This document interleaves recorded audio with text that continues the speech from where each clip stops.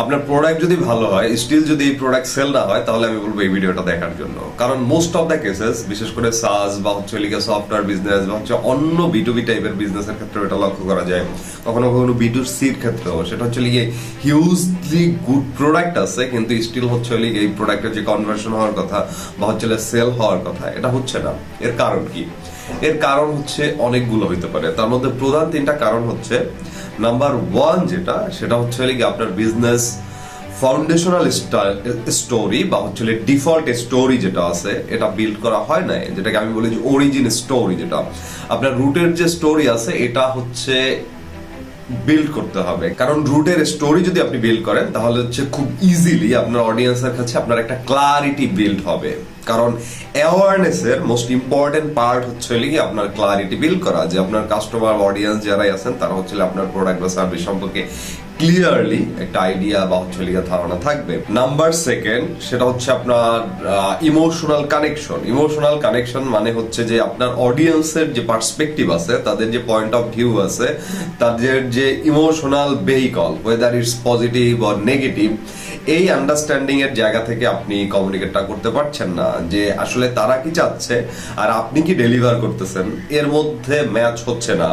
Maybe এই জায়গাটা হচ্ছে আপনার চেক করে দেখতে হবে যে আসলে ট্রুলি আপনার অডিয়েন্স কি চায় এবং আপনি কি ডেলিভার করতেছেন, বিশেষ করে আপনার মেসেজ বা হচ্ছে ভয়েস কি ডেলিভার করতেছেন, এবং তারা যাতে ক্লিয়ারলি বুঝতে পারে okay fine, this is the solution to their specific problem.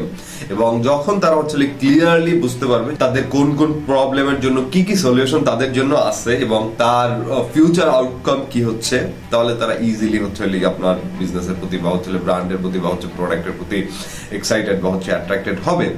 Number 3 যেটা, সেটা হচ্ছে গিয়া স্টোরি টেলিং এর জায়গাটা ফিক্সড রাখা। স্টোরি টেলিং এর জায়গাটা ফিক্সড রাখা, most of the people imagine যে হচ্ছে স্টোরি টেলিং মিন্স হচ্ছে গিয়ে you are making the movie, যে আমরা হয়তো অনেক বড় স্টোরি বিল্ড করতে হবে বা হচ্ছে অনেক বড় ন্যারেটিভ বিল্ড করতে হবে, দেন অডিয়েন্সের সাথে কানেক্ট হইতে হবে। This is not like that. যেমন কনভার্সনের জন্য বা সেলস ফোকাসের জন্য আপনার 2-3 টাইপের হচ্ছে স্টোরি খুব ইউজফুল।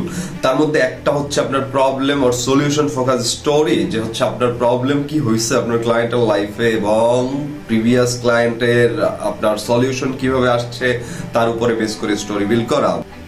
সেকেন্ডলি হচ্ছে হিরোজ জার্নি মডেল ইউজ করা।